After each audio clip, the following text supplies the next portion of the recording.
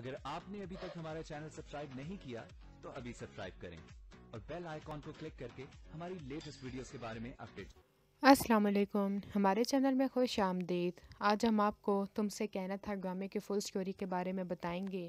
اس کے ناول میں تو بہت ہی مزے کی کہانی لکھی ہوئی ہے۔ امید ہے کہ آپ سب لوگوں کو بھی بہت ہی زیادہ پسند آئے گی۔ رابی اور یسرا بہنیں ہوتی ہیں۔ یسرا بہت ہی سمجھدار لڑکی ہوتی ہے، جاب کرتی ہے، اور رابی تھوڑی سی بولڈ مائنڈڈ ہوتی ہے، اور اسی کی وجہ سے ہی وہ کسی کی بھی نہیں سنتی، نہ ہی اپنے ماں باپ کی، نہ ہی بہن کی، اور اپنی مرضی کرتی پھرتی ہے۔ فارس کے گھر والے یسرا کو دیکھنے کے لیے آتے ہیں، لیکن فارس یسرا کے بجائے رابی کو پسند کر لیتا ہے اور اپنے گھر والوں کو مجبور کرتا ہے کہ وہ رابی کے لیے رشتہ لے کر جائیں۔ پہلے تو یسرا کے ماں باپ منع کر رہے ہوتے ہیں اور فارس کی ماں بھی منع کرتی ہے، لیکن وہ اس میں یسرا کو شامل کرتا ہے اور اس کی منتیں کرتا ہے کہ میں نے آپ کے ساتھ جو کیا برا کیا، لیکن میں رابی کو پسند کرتا ہوں اور آپ سے التجا ہے کہ آپ اس کی اور میری شادی کروا دیں۔ یسرا اپنے شادی کے انکار سے بہت ہی زیادہ خوش ہوتی ہے، کیونکہ وہ نہیں چاہتی کہ ابھی اس کی شادی ہو، وہ بھی اپنے ماں باپ کا خیال رکھنا چاہتی ہے، اور چھوٹی بہن کی بھی ابھی پڑھائی چل رہی ہوتی ہے۔ یہ سب کچھ وہ بیچ میں نہیں چھوڑ سکتی تھی، اس لیے وہ اپنے ماں باپ کو مناتی ہے۔ اور کچھ رابی کی اپنی حرکتیں بھی ہوتی ہیں۔ وہ اپنی یونی میں ایک لڑکے یاسر کو پسند کرتی ہے، جو کہ ایک آوارہ شخص ہوتا ہے، لڑکیوں کے پیچھے بھاگتا ہے اور ان سے زیورات پیسے لے کر بھاگ جاتا ہے۔ وہ اس کے ساتھ گھومتی پھرتی ہے۔ سارے گھر والے اس کو سمجھاتے بھی ہیں ایسا نہ کرو، وہ ٹھیک لڑکا نہیں ہے، اگر وہ تمہیں واقعی میں ہی پسند کرتا تو تمہارے لیے رشتہ بھیجتا، جیسے فارس نے تمہارے لیے رشتہ بھیجا ہے۔ لیکن اس کی آنکھوں پہ تو یاسر کی محبت کی پٹی بندھی ہوئی ہوتی ہے، نہ کچھ دیکھنے کے لیے تیار ہوتی ہے، نہ ہی کچھ سمجھنے کے لیے تیار ہوتی ہے، اور یہ سب کچھ دیکھ لینے کے بعد اس کے ماں باپ فارس کے ساتھ شادی کرنے کے لیے تیار ہو جاتے ہیں۔ لیکن یہیں پہ بس نہیں ہوتی، رابی کو ہر طرح سے ٹارچر کیا جاتا ہے کہ وہ اس کو بھول جائے، لیکن وہ ایسا کرنے کے لیے تیار نہیں ہوتی۔ شادی والا دن بھی آ جاتا ہے اور عین مہندی کی رات وہ گھر سے سارا زیور لے کر، سارے پیسے لے کر یاسر کے ساتھ بھاگ جاتی ہے۔ یسرا کے ماں باپ کی تو شرمندگی سے بری حالت ہو جاتی ہے، کسی کو منہ دکھانے کے قابل نہیں رہتے۔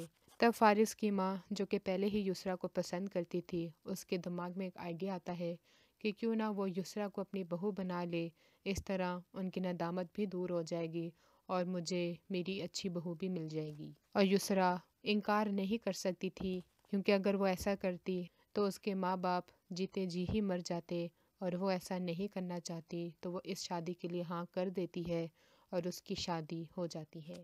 فارس اندر سے بہت ہی زیادہ دکھی ہوتا ہے کہ آخر رابی نے اس کے ساتھ ایسا کیوں کیا۔ وہ تو اس کو کہتا رہتا تھا کہ اگر وہ نہیں کرنا چاہتی تو مجھے بتائے، کوئی مسئلہ ہے تو تب بھی بتائے، لیکن اس نے میرے ساتھ ایسا کیوں کیا۔ اور انہی سب کی وجہ سے اس کا رویہ یسرا کے ساتھ ٹھیک نہیں ہوتا۔ رابی جو سارا زیور لے کر بھاگی ہوتی ہے، یاسر وہ سارا کچھ لے کر بھاگ جاتا ہے، اس کو تنہا دور چھوڑ دیتا ہے۔ رابی بہت ہی زیادہ روتی ہے، لیکن واپس نہیں آ سکتی تھی، بہت ہی زیادہ شرمندہ ہوتی ہے، در در کی ٹھوکریں کھاتی ہے۔ کون کون سے لوگ اس کے سامنے آتے ہیں، کوئی اغوا کرنے کے لیے اس کو تیار ہو جاتا ہے، لیکن ان سب سے بچنے کے بعد وہ واپس فارس کے پاس آنے کے بارے میں سوچ لیتی ہے کہ وہ اس کو قبول کر لے گا، وہ تو اسے محبت کرتا ہے، وہ کبھی بھی اس کو یوں تنہا نہیں چھوڑے گا۔ اور یہی ہوتا ہے، جب وہ واپس آتی ہے، فارس اس کو دیکھ کر بہت ہی زیادہ خوش ہوتا ہے اور اس کے لیے یسرا کو چھوڑنے کے لیے تیار ہو جاتا ہے۔ یسرا کو یہ لگتا تھا کہ وہ فارس کے دل سے رابی کی محبت کو نکال دے گی، لیکن جب رابی کو سامنے کھڑے دیکھتی ہے تو اپنی سانس سے بھی لڑتی ہے۔ وہ تو کبھی رابی کو بھولے ہی نہیں تھے، میں جو کچھ مرضی کر لوں، میں ان کے دل میں اپنی جگہ نہیں بنا سکتی، مجھے نہیں سمجھ آ رہی کہ آخر میں کیا کروں۔ سائم یسرا کو پسند کرتا ہے، لیکن جب اس کی شادی ہو جاتی ہے بہت ہی زیادہ وہ بھی ہرٹ ہوتا ہے، لیکن وہ بھی اب کیا کرے۔ اب وہ کچھ غلط کر کے یسرا کی زندگی کو نہیں خراب کرنا چاہتا تھا، اس لیے وہ خود ہی اس سے دور ہو جاتا ہے۔ فارس اب ہر وقت رابی کے ساتھ باہر ٹائم سپینڈ کرتا ہے، اس کو ایک فلیٹ لے کر دیتا ہے اور اس کے ماں باپ کو بھی منانے کی کوشش کرتا ہے کہ وہ اسے معاف کر دیں، لیکن رابی وہ اس بات کا بھی خیال نہیں کرتی۔ پہلے تو اس نے اپنے ماں باپ کا دل دکھایا تھا، اب اپنی بہن کا گھر توڑنے پہ تیار ہے۔ یسریٰ اس سے منتیں کرتی ہے، اس کے سامنے ہاتھ جوڑتی ہے کہ ایسا کچھ بھی نہ کرو، میری زندگی برباد ہو جائے گی۔ تم تو پہلے ہی سب کچھ چھوڑ کے چلی گئی تھی، تمہیں کس نے کہا تھا کہ تم واپس آؤ؟ تمہیں ہم سمجھاتے رہے لیکن تم نے ہماری ایک بھی بات نہیں سنی۔